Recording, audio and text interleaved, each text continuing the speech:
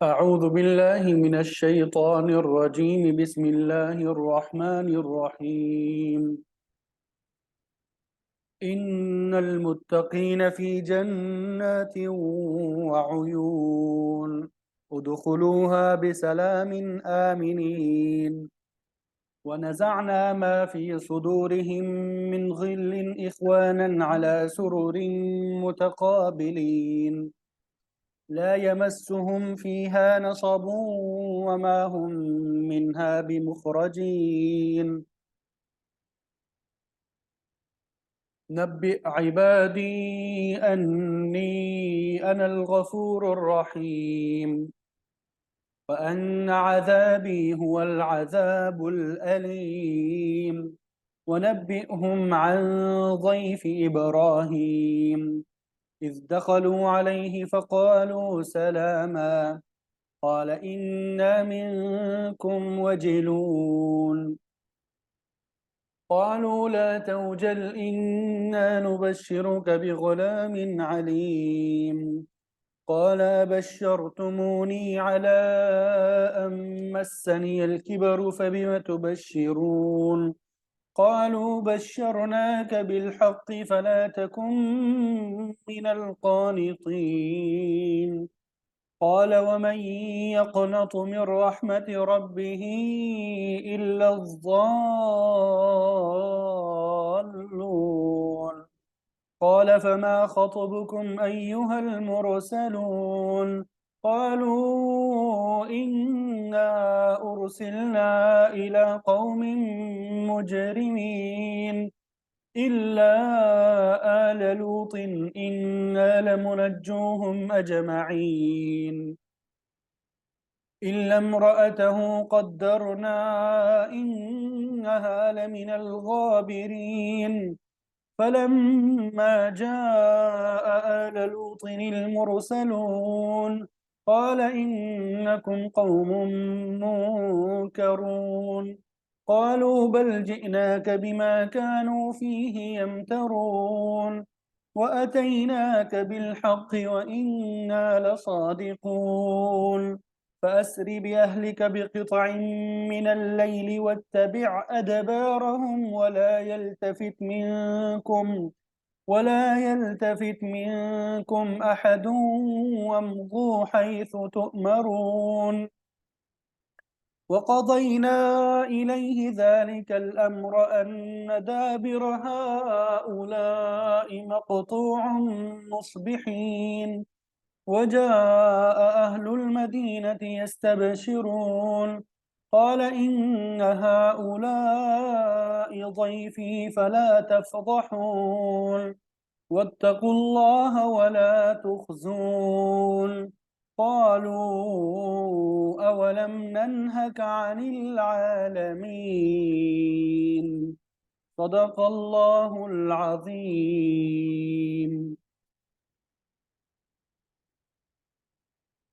अल्हम्दुलिल्लाह। अभी आपके सामने आयत नंबर 45 से आयत नंबर 70 तक तिलावत की सआदत हासिल हुई। पहले इन आयात का तर्जुमा और तफसीर पढ़ेंगे, फिर अगर वक्त बाकी रहा तो इंशाअल्लाह अगली कुछ आयात जो है उसकी तिलावत और तर्जुमा वगैरह भी पढ़ेंगे।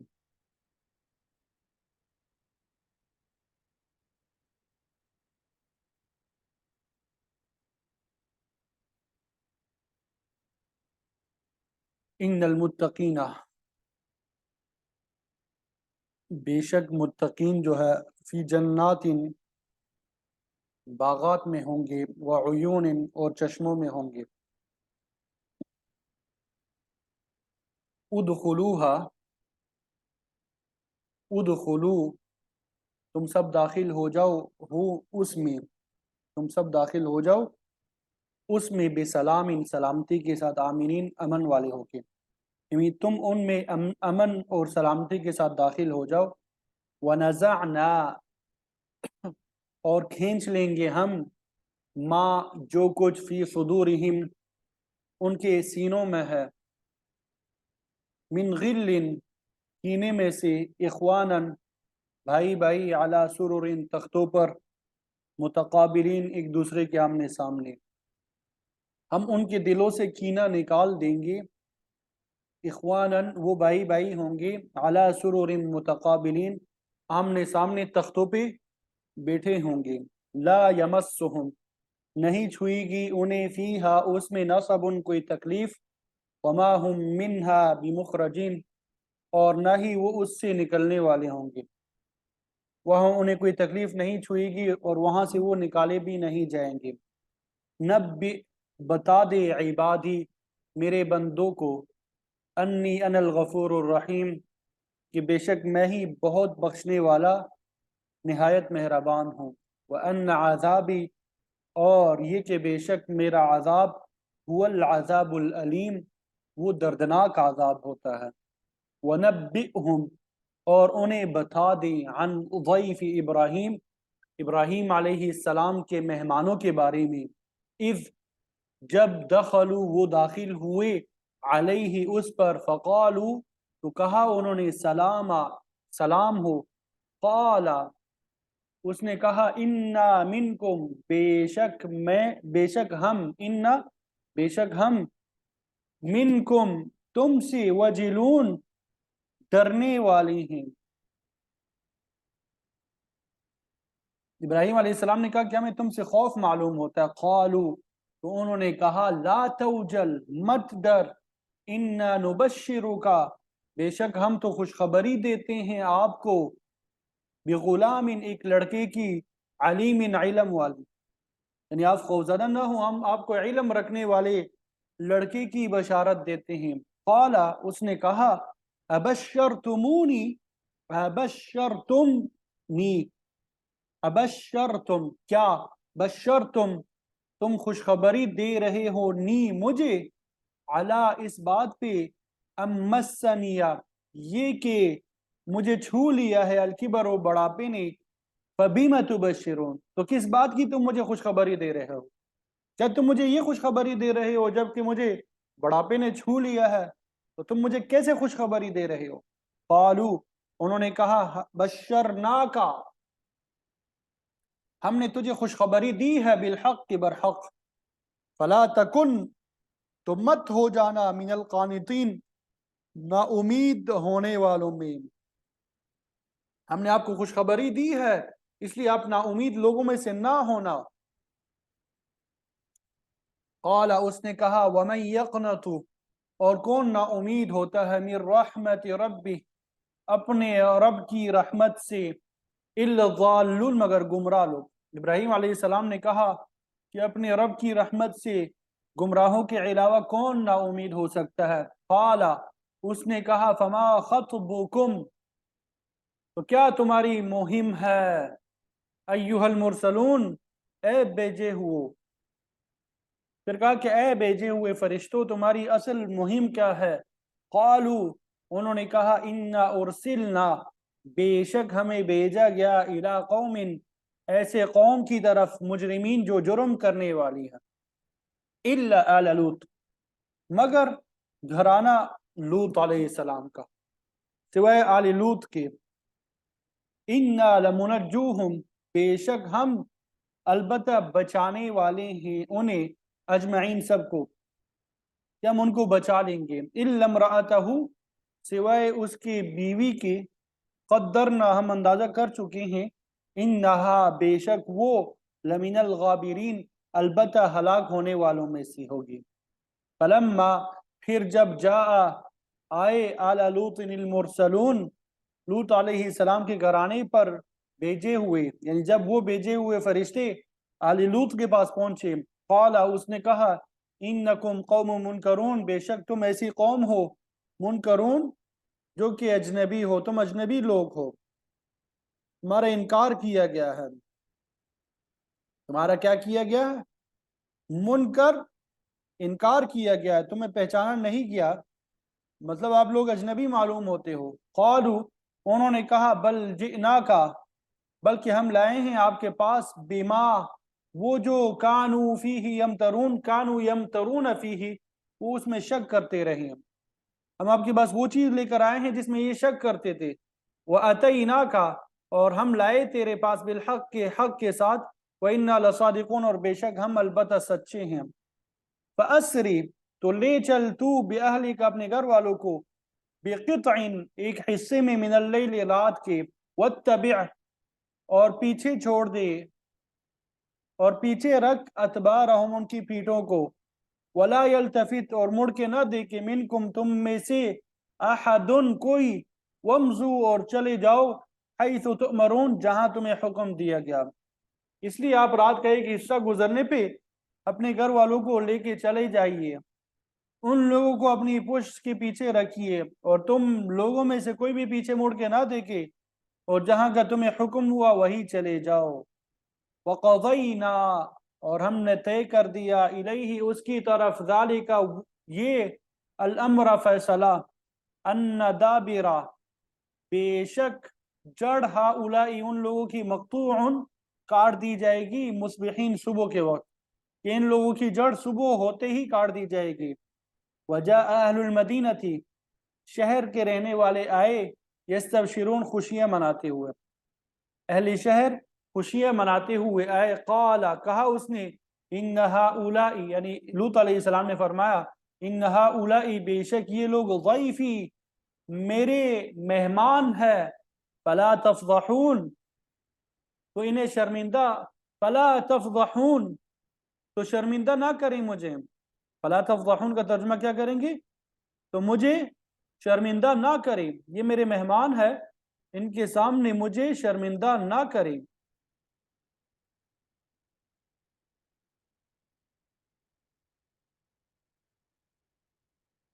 वत्तकुल्लाह, और तुम डरो अल्लाह से, वला तुखजून, और मुझे रुसवा मत करो। क़ालू, उन्होंने कहा, अवलम नन्हा का, और क्या नहीं हमने रोका तुझे, अवलम नन्हा का, और क्या नहीं रोका हमने तुझे, अनिल आलमीन, तमाम जहान वालों से। वो कहने लगे, क्या हमने आपको अहले आलम से मना नहीं किया था। ये कौलहा उलाई बनाती, यहाँ से इंशाल्लाह कल पढ़ेंगे, ठीक है। पहले इन आयात की तफसीर जो आपके सामने बयान कर लेते हैं, फिर उसके बाद आगे आएंगे। तो ये इन आयात का तर्जुमा जो है वो आपके सामने बयान कर दिया। उम्मीद करता हूँ तर्जुमे की समझ आ गई होगी। ये आसान है, पहले भी तकरीबन हम ये पढ़ चुके हैं, गालिबन ये 12वें पारे में ये हम पहले पढ़ चुके हैं, ठीक है। तो इन आयात में अल्लाह ताला ने मुत्तकीन के लिए जन्नत और वहाँ मिलने वाले इनामात का जिक्र फरमाया है, ठीक है। इन्नल मुत्तकीन फ़ी जन्नातिन व उयून, कि बेशक मुत्तकी लोग बागात और चश्मों में होंगे। हज़रत अब्दुल्लाह इब्न अब्बास रज़ी अल्लाह तआला अन्हुमा फरमाते हैं कि मुत्तकी लोग वो हैं जो कुफ़र, शिरक, कबीरा गुनाहों, फ़वाहिश से बचते हैं, और फिर बतदरीज मुश्तबा और मशकूक चीज़ों और गुनाह की छोटी छोटी बातों से भी इज्तिनाब करते हैं। ऐसे लोग कमाल दर्जे के मुत्तकी होते हैं। तो तक़वी का पहला दर्जा ये है कि इंसान बदअक़ीदगी, कबाइर, कुफ़र, शिरक और निफाक से बच जाए। सूरह तौबा में अल्लाह ताला ने ईमान वालों की 7 सिफ़ात बयान की है, जिनमें 7वीं सिफत है वल हाफिज़ून लिहुदूदिल्लाह, कि वो अल्लाह ताला की कायम करदा हुदूद की हिफाजत करते हैं, और यही तकवा है। इमाम शाह वलीउल्लाह मुहद्दिस दहलवी रहमतुल्लाहि अलैह अपनी किताब में लिखते हैं कि तकवा हुदूद शरा की मुहाफ़ज़त करने का नाम है। हुदूद शरा, उनकी मुहाफ़ज़त करना, रिआयत हुकूक, हिफाजत हुदूद, यानी शरीयत की कायम किए हुए हुदूद की हिफाजत करना, उन पे कायम रहना, इसका नाम तकवा है। तो फरमाया कि मुत्तकी लोग बागात और चश्मों में होंगे, जब वो वहाँ पहुँचेंगे तो हुक्म होगा, उदखुलूहा बेसलामिन आमिनीन, कि तुम दाखिल हो जाओ इस जन्नत में सलामती और पूरे इत्मीनान के साथ। यहाँ तुम्हें हर किस्म की सलामती हासिल होगी, दुख और तकलीफ से पाक होगी, किसी किस्म की परेशानी नहीं होगी। अल्लाह ताला ने अहले जन्नत के मुतालिक ایک اور بات بھی بیان فرمائی، اللہ تعالیٰ نے اہل جنت کے متعلق ایک اور بات بھی ارشاد فرمائی، وَنَزَعْنَا مَا فِي صُدُورِهِم مِّن غِلٍّ، کہ ہم نکال دیں گے دو کچھ ان کے سینوں میں کینہ، کھوٹ یا عداوت وغیرہ ہوگی۔ کوئی شخص دل میں اس قسم کی بات لے کے جنت میں داخل نہیں ہوگا، اس مقام میں کدورت کو کوئی دخل نہیں ہوگا۔ وہاں ہر ایک کا سینہ صاف ہوگا، تمام جنتی ایک دوسرے کے ساتھ محبت اور خوش اخلاقی سے پیش آئیں گے۔ اگر دنیا میں کسی کو کسی دوسرے جنتی کے خلاف فکر رنجی بھی تھی تو وہاں پہنچ کر صفائی ہو چکی ہوگی۔ بعض روایات میں آتا ہے کہ پل صراط سے گزر جانے کے بعد لوگوں کو پھر روک دیا جائے گا اور کہا جائے گا کہ اگر کسی جنتی نے کسی سے کوئی بدلہ لینا ہے تو ابھی لے لے، کیونکہ جنت میں داخلے سے پہلے ہر قسم کا بغض، عداوت اور دشمنی کو سینوں سے نکال لیا جائے گا۔ پھر جنت میں نہ صرف یہ کہ کدورت کو نکال دیا جائے گا، بلکہ تمام جنتی جو ہیں اخوانہ، وہ ایک دوسرے کے ساتھ بھائیوں کی طرح سلوک کریں گے۔ ان کی حالت یہ ہوگی علی سرر متقابلین، کہ تختوں پر ایک دوسرے کے آمنے سامنے بیٹھے ہوں گے۔ رحمت کے اس مقام میں نفرت کی بجائے محبت اور دشمنی کے بجائے دوستی ہوگی۔ وہاں پہ کوئی لغو اور بیہودہ بات نہیں ہوگی، اور اس کے علاوہ لا یمسہم فیہا نصب، وہاں پہ انہیں کوئی تھکاوٹ یا تکلیف نہیں پہنچے گی۔ وما ہم منہا بمخرجین، اور وہ وہاں سے نکالے بھی نہیں جائیں گے۔ حدیث شریف میں آتا ہے کہ اللہ تعالیٰ جنتیوں سے فرمائے گا کہ یہاں پہ تمہیں کوئی بیماری لاحق نہیں ہوگی، بلکہ ہمیشہ تندرست اور جوان رہو گی۔ دنیا میں ملنے والی ہر نعمت اور آسائش کے متعلق کٹکا رہتا ہے کہ یہ چھن نہ جائے یا انسان خود اس سے مستفید ہونے کے قابل نہ رہے، لیکن جنت میں جا کے ایسا کوئی خدشہ نہ ہوگا۔ وہاں پر نہ تو کوئی نعمت چھن جانے کا خوف ہوگا اور نہ کسی جنتی کے نکالے جانے کا خطرہ۔ تو بہرحال اللہ تعالیٰ نے جنتیوں کے انعامات کا ذکر کر کے ترغیب کے بعد ترغیب کا ذکر بھی کر دیا۔ گزشتہ سبق میں منکرین کے لیے عذاب کی بات تھی، اور اب اللہ کی رحمت کا ذکر بھی ہو گیا۔ مفسرین فرماتے ہیں کہ مکی زندگی کے دوران ایک موقع پہ آپ صلی اللہ علیہ وسلم بیت اللہ شریف کی طرف آ رہے تھے۔ جب باب ابی شیبہ کے قریب پہنچے تو وہاں صحابہ کی ایک جماعت موجود تھی جو کسی بات پہ ہنس رہے تھے۔ آپ صلی اللہ علیہ وسلم نے فرمایا، کیا بات ہے کہ میں تمہیں ہنستے ہوئے دیکھ رہا ہوں؟ کیا تمہیں معلوم نہیں ہے کیا آگے جہنم بھی ہے؟ آپ صلی اللہ علیہ وسلم کی زبان سے یہ بات سن کے صحابہ سخت پریشان ہو گئے، اور پھر جب آپ حطیم میں پہنچے تو اللہ تعالیٰ کی طرف سے وحی نازل ہوئی، نبئ عبادی انی انا الغفور الرحیم، کہ میرے بندوں کو بتلا دیجئے، خبر دیجئے کہ میں بہت بخشنے والا ہوں، مہربان ہوں۔ اور ساتھ ساتھ یہ بھی فرما دی وَأَنَّ عَذَابِي هُوَ الْعَذَابُ الْعَلِيمُ، کہ بے شک میرا عذاب بھی بڑا دردناک عذاب ہے۔ مطلب یہ کہ نہ تو اللہ کی بخشش اور رحمت سے بالکل مایوس ہی ہو جائیں کیونکہ وہ غفور اور رحیم ہے، اور نہ بالکل بے فکر ہو جائیں کیونکہ اس کا عذاب بھی بڑا شدید ہے۔ مطلب یہ کہ انسان کا ایمان خوف اور امید کے درمیان ہونا چاہیے، اسے اللہ تعالیٰ کی رحمت کی امید بھی ہو اور اس کی سزا کا خوف بھی ہو۔ اب اللہ تعالیٰ نے اپنی دو شانوں یعنی رحمت اور غضب کو سمجھانے کے لیے حضرت ابراہیم علیہ السلام کے مہمانوں کا ذکر کیا۔ ارشاد ہوا وَنَبِّئْهُمْ عَنْ ضَيْفِ ابراہیم، کہ میرے بندوں کو ابراہیم علیہ السلام کے مہمانوں کے بارے میں بتا دے۔ इज़ दखलू अलैहि फ़क़ालू सलामा, जब वो मेहमान इब्राहीम अलैहिस्सलाम के पास आए तो उन्होंने सलाम किया। इस मकाम पर इब्राहीम अलैहिस्सलाम की तरफ से सलाम के जवाब का जिक्र नहीं है, लेकिन 27वें पारे में सूरह 26वें पारे सूरह ज़ारियात में इज़ दखलू अलैहि फ़क़ालू सलामा क़ाल सलाम, वहाँ पे तज़किरा मौजूद है कि जब फरिश्ते इब्राहीम अलैहिस्सलाम के पास आए तो उन्होंने सलाम किया, तो उसके जवाब में इब्राहीम अलैहिस्सलाम ने भी सलाम किया। आगे ये भी आता है कि इब्राहीम अलैहिस्सलाम मेहमानों की खातिर मदारत के लिए फ़ौरन चले गए। फ़जाअ बिइज्लिन समीन, तला हुआ बिछड़े का गोश्त लेके आए, और जब देखा कि मेहमान हाथ नहीं लगा रहे हैं खाने की तरफ, क़ाल इन्ना मिनकुम वजिलून, तो वो कहने लगा मैं तुमसे खतरा महसूस कर रहा हूँ। क़ाल इन्ना मिनकुम वजिलून, मैं तुमसे खतरा महसूस कर रहा हूँ। बात समझ आ गई?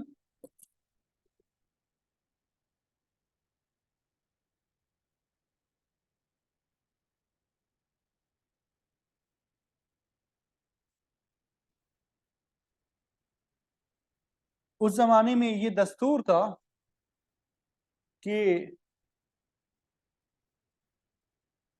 जिस शख्स को नुकसान पहुंचाना मतलूब होता है, दुश्मन, चोर या डाकू, उसका खाना नहीं खाते थे। इसी बिना पे इब्राहीम अलैहिस्सलाम को भी खौफ महसूस हुआ।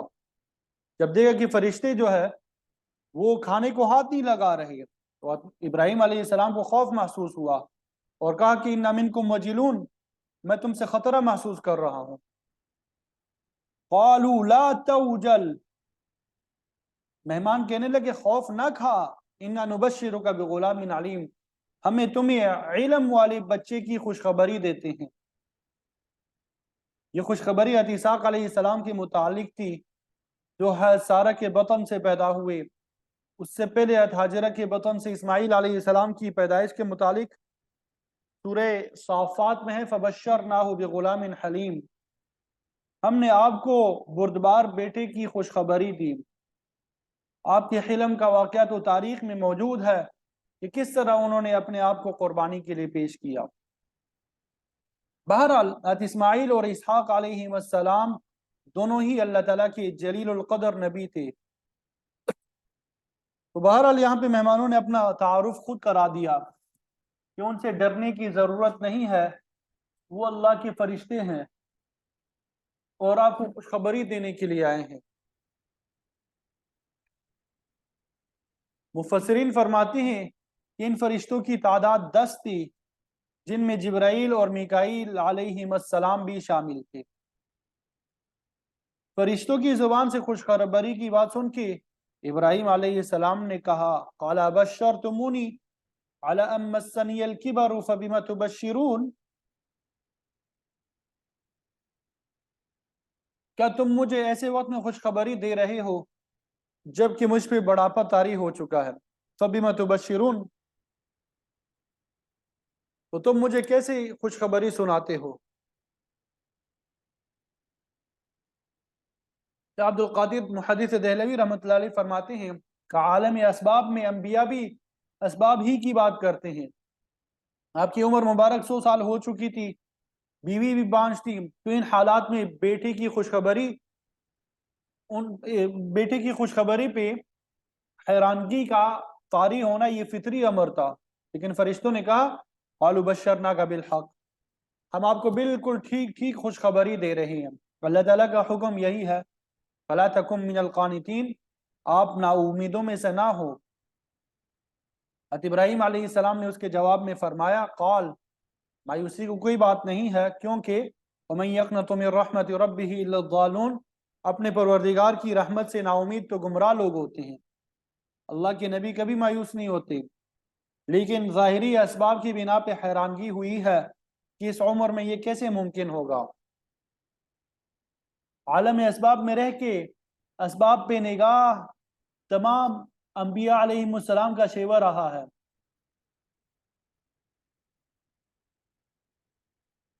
जंग उहद के मौके पे आप सल्लल्लाहु अलैहि वसल्लम ऊपर नीचे दो ज़िरे पहन पहन के तशरीफ लाए।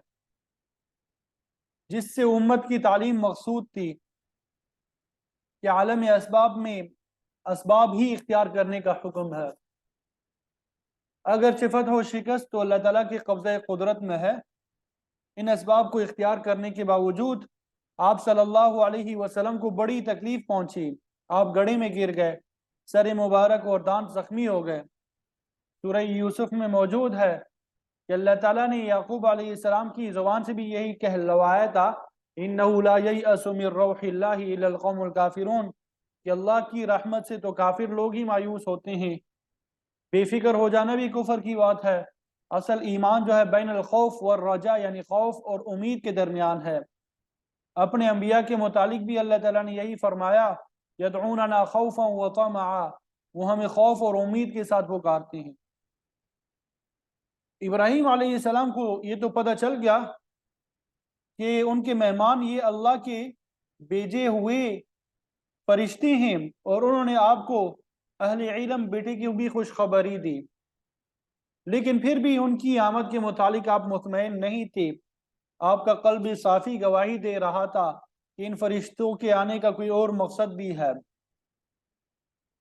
چنانچہ قال، حضرت ابراہیم علیہ السلام نے پوچھا، فما خطبکم ایھا المرسلون، اے بھیجے ہوئے لوگوں تمہارے آنے کا اصل مقصد کیا ہے؟ خطب کا لغوی معنی کام یا حالت ہوتا ہے، اور مراد یہ تھی کہ تم کس کام کے لیے، کس مہم کے لیے آئے ہو. قالوا انا ارسلنا الى قوم مجرمین، وہ کہنے لگے ہمیں مجرم قوم کی طرف بھیجا گیا ہے تاکہ ان کو ان کے برے عمل کی سزا دی جا سکے. اس مقام پہ اللہ تعالیٰ نے قوم لوط کی تباہی کا حال تو ذکر نہیں کیا، البتہ کنایے سے ظاہر ہوتا ہے کہ اللہ تعالیٰ کے فرشتے اس بدبخت قوم کو صفحہ ہستی سے بٹھانے کے لیے آئے تھے. یہاں پر لوط علیہ السلام کے گھر والوں کا ذکر ہے کہ آپ کی بیوی کے علاوہ باقی سب کو عذاب الہی سے بچا لیا جائے گا. تو فرمایا ہم مجرم کو سزا دینے کے لیے آئے ہیں، الا آل لوط، سوائے لوط علیہ السلام کے گھر والوں کے، انا لمنجوہم اجمعین، تحقیق ہم بچانے والے ہیں ان سب کو، الا امرأتہ، سوائے ان کی بیوی کے، قدرنا، ہم نے اندازہ کر لیا ہے، ٹھہرا لیا ہے، یا ہم جانتے ہیں، انہا لمن الغابرین، کہ وہ پیچھے رہنے والوں میں ہوگی، وہ مجرم قوم کے ساتھ ہی بستی میں رہ جائے گی، عذاب کا شکار ہوگی، جبکہ باقی گھر والے آپ کے ساتھ بستی سے نکل جائیں گے اور عذاب الہی سے بچ جائیں گے. سورہ ہود میں تفصیلات موجود ہے کہ ہم نے لوط علیہ السلام سے فرمایا کہ اپنے گھر والوں کو لے کے رات کو بستی سے نکل جائیں اور پیچھے مڑ کے نہ دیکھے. چنانچہ اہل خانہ میں سے آپ کی بیوی ہی نے پیچھے مڑ کے دیکھا، اور پھر اس کا حشر بھی نافرمان قوم کے ساتھ ہی ہوا. اللہ تعالیٰ نے فرمایا ہم نے ان کی پوری بستی کو الٹ دیا، اوپر سے پتھروں کی بارش بھی کی جس سے وہ تباہ و برباد ہو گئے. یہی مضمون اگلے رکوع میں بھی آ رہا ہے.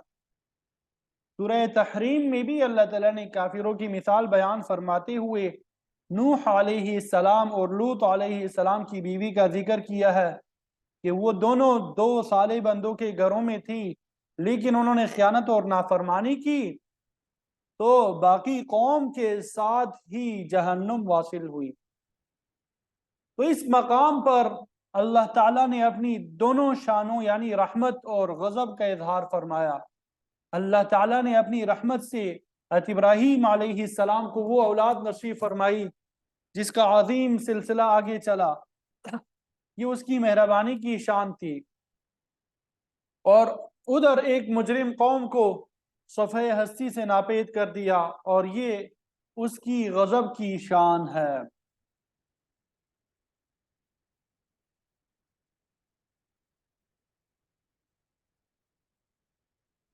حضرت ابراہیم علیہ السلام کو خوشخبری دینے کے بعد اللہ تعالیٰ کی یہ 10 فرشتے،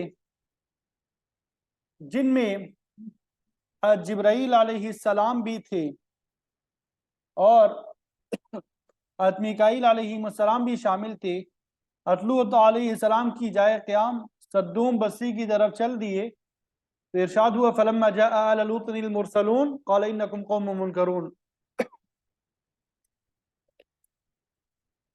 جب اللہ کے بھیجے ہوئے یعنی فرشتے لوط علیہ السلام کے گھر آئے تو لوط علیہ السلام نے کہا کہ تم لوگ کچھ اوپرے سے معلوم ہوتے ہو، نوجوان معلوم ہوتے ہو، اجنبی معلوم ہوتے ہو.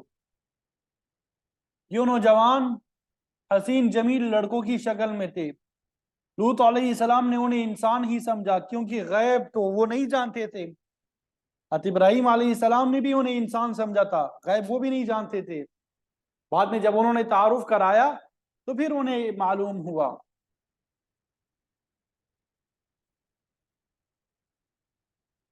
غیب کا علم وہ صرف اللہ تعالیٰ کی ذات کو ہے. لوط علیہ السلام کو ان کے مہمان ہونے میں کوئی شک بھی نہیں تھا، کیونکہ بستی میں پہنچ کر فرشتوں نے آپ ہی کے گھر کا پتہ پوچھا تھا، لہذا ان کی مہمانداری کا حق ادا کرنا بھی ضروری تھا. مہمان نوازی ویسے بھی ملت ابراہیمی کا ایک اہم اصول ہے. اسی لیے خود ابراہیم علیہ السلام نے بھی ان مہمانوں کی خاطر مدارت میں کوئی کسر نہ چھوڑی تھی. انہوں نے فوراً ان کے لیے تلے ہوئے بچڑے کا گوشت پیش کر دیا، لیکن انہوں نے نہ کھانا تھا نہ کھایا. آپ صلی اللہ علیہ وسلم کا فرمان بھی ہے من لم یکرم ضیفنا فلیس منا، جو شخص مہمان کی مہمان نوازی نہیں کرتا وہ ہم میں سے نہیں ہے. تو شریعت نے مہمان نوازی کے حقوق بھی بیان فرمائے ہیں کہ اجنبی کی مہمان نوازی 3 دن تک کی جا سکتی ہے. اس میں ایک دن رات کا پرتکلف کھانا بھی شامل ہے. اگر کوئی میزبان کسی مہمان کو 3 دن سے زیادہ ٹھہرائے تو یہ اس کی طرف سے صدقہ ہوگا. اگر خدمت کر سکتا ہے تو کرے، ورنہ اس پہ کوئی ملامت نہیں ہوگی. البتہ خاص دوست، احباب یا رشتہ دار وغیرہ 3 دن سے زیادہ قیام بھی کر سکتے ہیں. تو بہرحال مہمان کی عزت افزائی ضروری ہے. لوط علیہ السلام اپنی قوم کے اخلاق سے واقف تھے، لہذا ان کے نزدیک ایسے خوشوزہ مہمانوں کی خاطر مدارت سے ان کی عزت اور ناموس کی حفاظت زیادہ ضروری تھی. تو اس سلسلے میں آپ کو جو تشویش لاحق ہوئی اس کا ذکر سورہ ہود میں بیان ہو چکا ہے. سیء بہم وضاق بہم ذرعا وقال هذا یوم عصیب. آپ بہت پریشان ہوئے اور فرمایا آج بڑا مشکل دن آ گیا ہے. آپ کو فکر اس بات کی تھی کہ قوم کے لوگوں سے مہمانوں کی حفاظت کیسے کریں گے.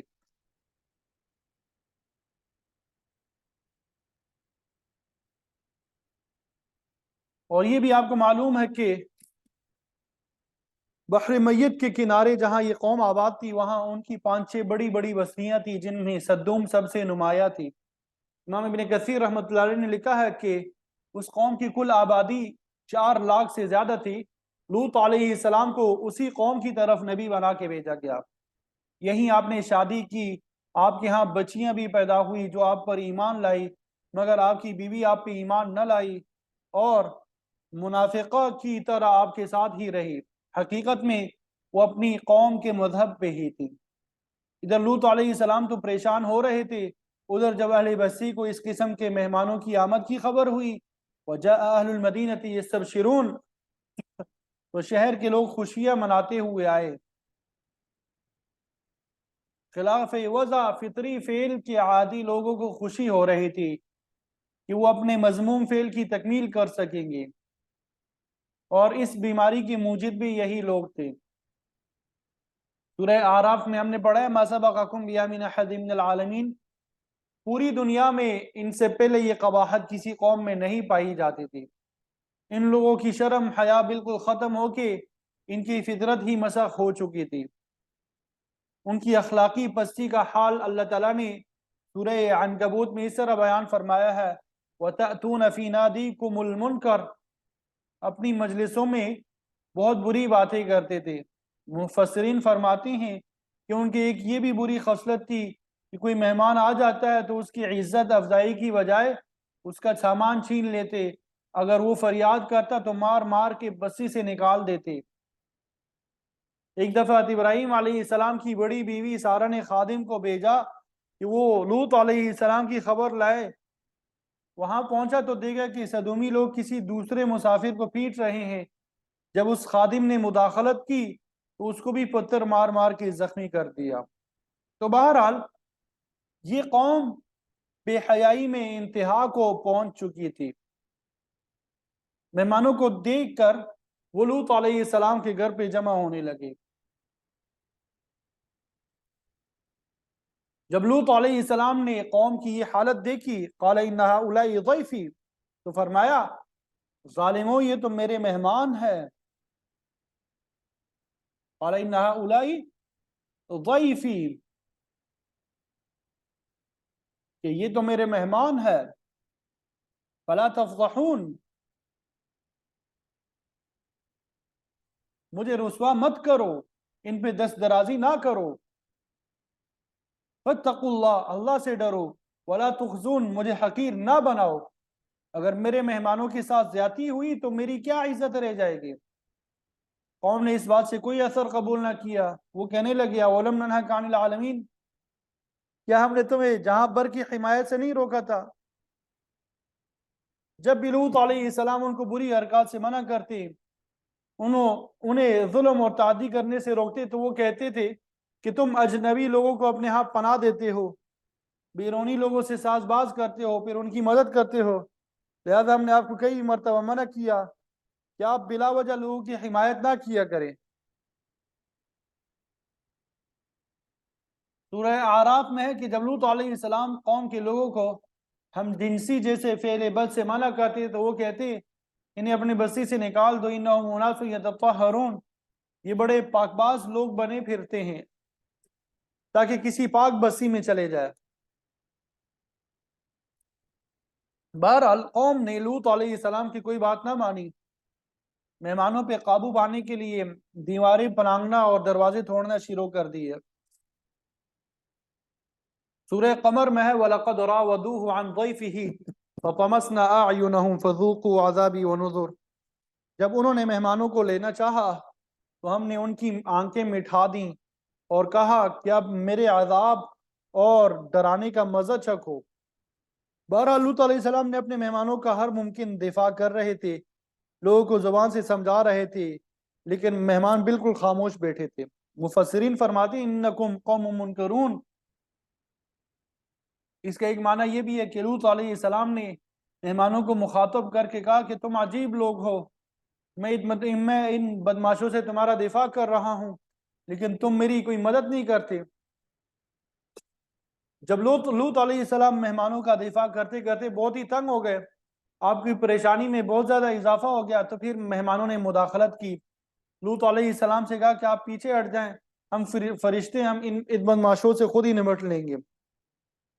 جبرائیل علیہ السلام نے ذرا پر ہلایا تو جیسا کہ پہلے عرض کیا، اللہ تعالیٰ نے فرمایا فَطَمَسْنَا أَعْيُنَهُمْ، ان کی آنکھیں جو ہے اندھی ہو گئی، لیکن اس کے باوجود وہ دیواریں پلانگنے کی کوشش کرتے رہے۔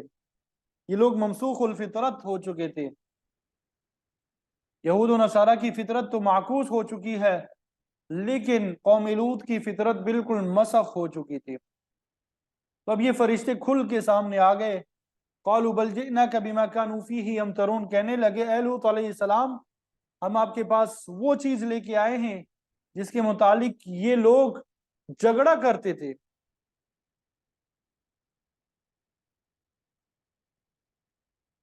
یہ لوگ اللہ کے عذاب کا انکار کرتے تھے، آپ سے جھگڑتے تھے، اب ہم ان کے لیے عذاب لے کے آئے ہیں۔ وَآتَيْنَاكَ بِالْحَقِّ، اور ہم آپ کے پاس سچی بات لائے ہیں، وَإِنَّا لَصَادِقُونَ، اور بے شک ہم سچے ہیں۔ فرشتوں نے لوط علیہ السلام کو تسلی دی کہ آپ فکر نہ کریں، یہ لوگ آپ تک نہیں پہنچ سکیں گے، ہم تک کیسے پہنچیں گے؟ تو اب قوم پہ عذاب کا وقت قریب آ رہا تھا، فرشتوں نے اللہ کے حکم سے لوط علیہ السلام کو کہا فَأَسْرِ بِأَهْلِكَ بِقِطْعٍ مِّنَ اللَّيْلِ، آپ اپنے گھر والوں کو لے کے رات کے کچھ حصے میں نکل جائے، وَاتَّبِعْ أَدْبَارَهُمْ، اور آپ ان کے پیچھے رہیں، یعنی اپنے گھر والوں کو اپنے آگے آگے چلائیں، وَلَا يَلْتَفِتْ مِنْكُمْ أَحَدٌ، تم میں سے کوئی بھی پیچھے پلٹ کے نہ دیکھے، وَامْضُوا حَيْثُ تُؤْمَرُونَ، اور جاؤ جہاں تمہیں حکم دیا جا رہا ہے۔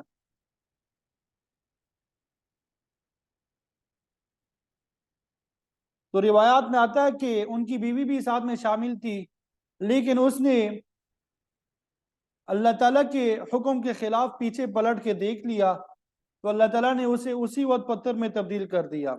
یہ بعض روایات میں ہے لیکن یہ قابل اعتماد نہیں ہے۔ بعض کہتے ہیں کہ آپ کی بیوی آپ کے ساتھ روانہ ہی نہیں ہوئی تھی بلکہ قوم کے ساتھ بستی میں رہ گئی تھی، آپ کے ساتھ صرف بچیاں تھی، ان کے علاوہ کوئی فرد ہو تو اس کا ذکر نہیں ملتا۔ پیچھے پلٹ کے نہ دیکھنے میں یہ حکمت تھی کہ قوم پہ عذاب آ رہا تھا اور دیکھنے والا بھی کہیں اس کی ضد میں نہ آ جائے۔ پھر آگے فرمایا وَقَضَيْنَا إِلَيْهِ ذَلِكَ الْأَمْرُ، ہم نے لوط علیہ السلام کے سامنے اس بات کا فیصلہ کر دیا اور آپ کو اس سے آگاہ کر دیا أَنَّ دَابِرَ هَؤُلَاءِ مَقْطُوعٌ مُصْبِحِينَ، کہ ان لوگوں کی جڑ جو ہے وہ کاٹ دی جائے گی، ان لوگوں کی جڑ جو ہے وہ کاٹ دی جائے گی، اس حال میں کہ یہ صبح میں ہوں گے۔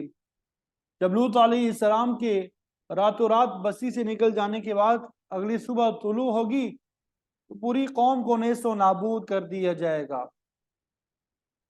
باقی حصہ انشاءاللہ کل پڑھیں گے۔ قال هؤلاء بناتی ان کنتم فاعلین، یہاں سے انشاءاللہ کل پڑھیں گے اور امید ہے کہ کل ہماری صورت مکمل ہو جائے۔